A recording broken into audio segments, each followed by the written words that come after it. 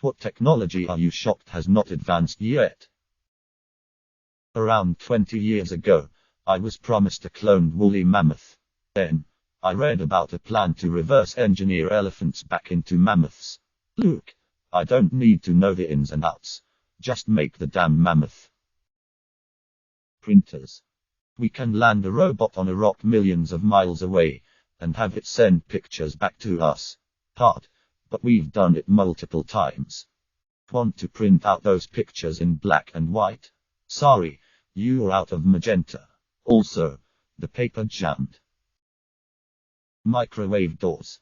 There is no such thing as a quiet microwave door, yet we can know what chemicals are in space thousands of light years away. I'm still shocked that with all our medical research we haven't found any cure or reliable treatment for baldness. Elevators. Why can we not impress a button that has been clicked? Not sure if it counts as technology, but you'd think in 2020 there would be a better way to check for strep throat than making me deep throat a popsicle stick. In my country it's the internet. No cure for tinnitus. Just put some nanobots in my ear and make the ringing go away. Edit. Thank you for the silver stranger. Not technology, but our understanding of nutrition. Every week, X is bad for you, and then next week it's good for you. Irons. Somehow, I simultaneously can remove and create new wrinkles. This cannot be the pinnacle. Dustpans that don't leave a coat line of dirt. Allergy control. How are there no permanent cures for allergies yet?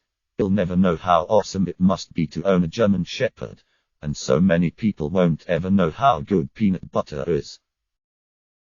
Nobody has said nuclear fusion yet. About 40 years ago they said we would have it in 20 years. Edit. For anyone wondering what the current technical situation is, check this out. https://www.iter.org/project/einoflines. Edit 2. Where does my claim with 20 years 40 years ago come from? https://www.fastcompany.com/40541615 This MIT project says nuclear fusion is 15 years away. No, really, this the entire DMV process. Birth control. The odds aren't foolproof. Lots of people don't like condoms. The pill has tons of negative side effects. I'm ready for someone to figure it out. Edit.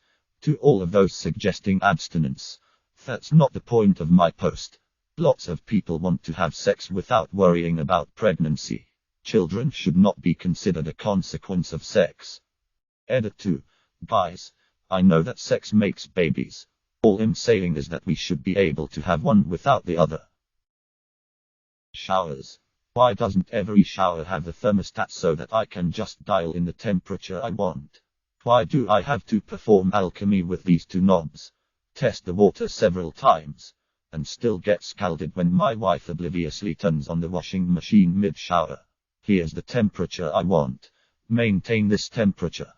You can buy one to replace your standard hot/cold knobs. But why aren't they everywhere in every single shower? That we can't put enamel back on teeth.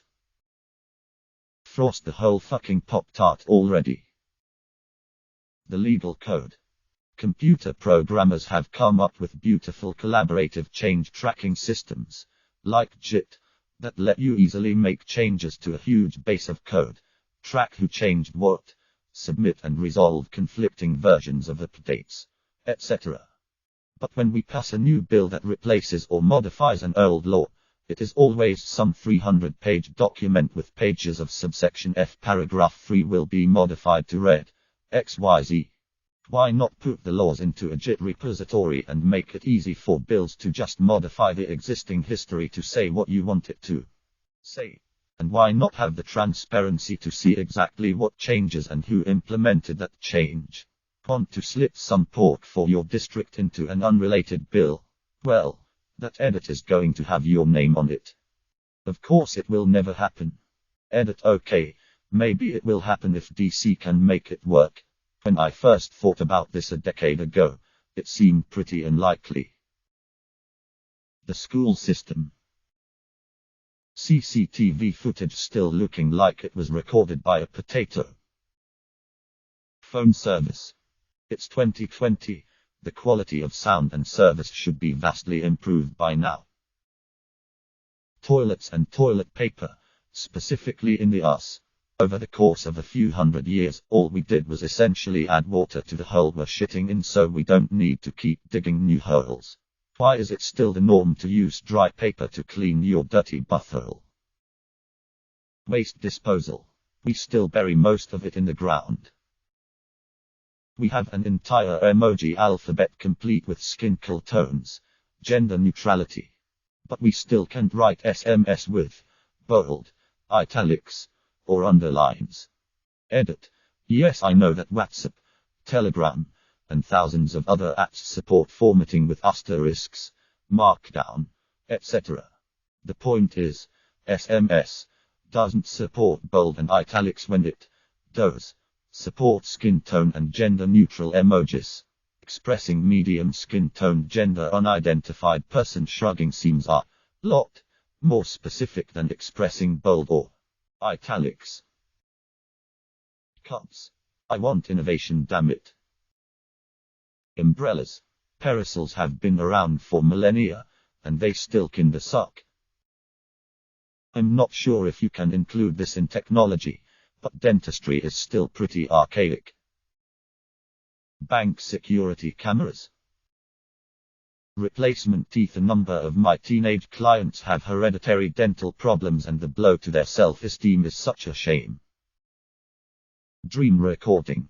I still await the day we will be able to watch the stupid things our brains came up with just because you've met a friendly dog a week prior. Stickers. It's 2020 and I'm still dealing with goddamn sticker residue. Windshield wipers. Printers. Don't even get me started on the ones at my lab. Paper in the load tray are perfectly fine. Time for the printer to crumple a tiny edge and then scream paper jam, and halting everything else until you take that one piece of paper out. It's all good though. That'll buy you about 5 minutes before it repeats itself. Someone forgot to load paper before starting the day and the printer happens to run out. Surprise! The printer has just locked down all tests on the machine and requires that paper be loaded, and then the machine itself needs to be rebooted and reloaded for an extra 20 minutes before proceeding. This one printer is going to be the sole reason for me having an aneurysm one of these days. Batteries. It's probably one of the most important technologies today, yet batteries haven't substantially changed since their invention. And yes, I know, there are graphene batteries in development, but they're far from being ready. Washers and dryers. I don't want to have to touch cold, wet, heavy clothes. Why can't I just put my load of dry, dirty clothes into a machine and then pull out a load of dry, clean clothes? Ocean floor mapping / scanning. Space travel, direct brain interface. The mail system.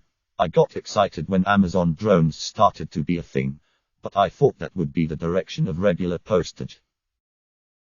Birth control. They still haven't come out with one without nasty side effects. I want my flying car I was promised. Phone call quality - still uses codecs from the 80s, which sound like they date from the 1880s. Propulsion system for spaceships. Even today, the amount of fuel and resources that it takes to lift a rocket is insane.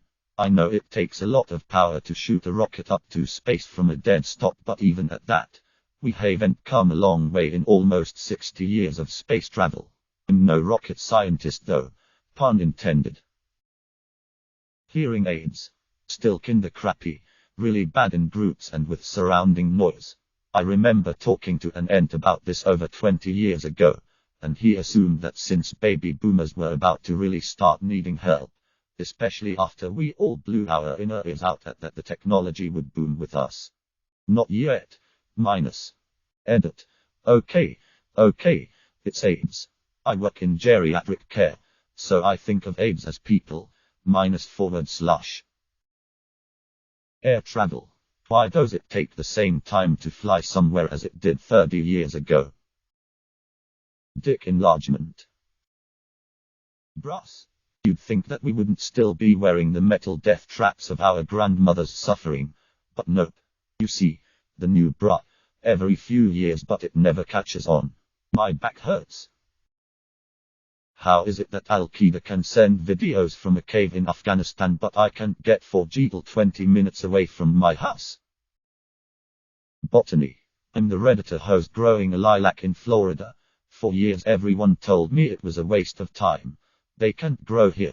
It's not cold enough, etc. I argued at length with the state agricultural officials that is it possible to create an artificial winter even in the sunshine state that allows them to grow and bloom here. And I did prove them wrong. But nonetheless, the total flippancy on who cares was so annoying. We can clone Dna and put a man on the moon. We sure in the hell can rehome a damn flower. Why no one bothered up until now is beyond me. But yes, lilacs can grow in Florida. 911 Dispatch. Listened to the latest SYSK podcast and then started looking into it. Really odd. Subscribe, like and comment if you hate outros, begging you to subscribe, like and comment.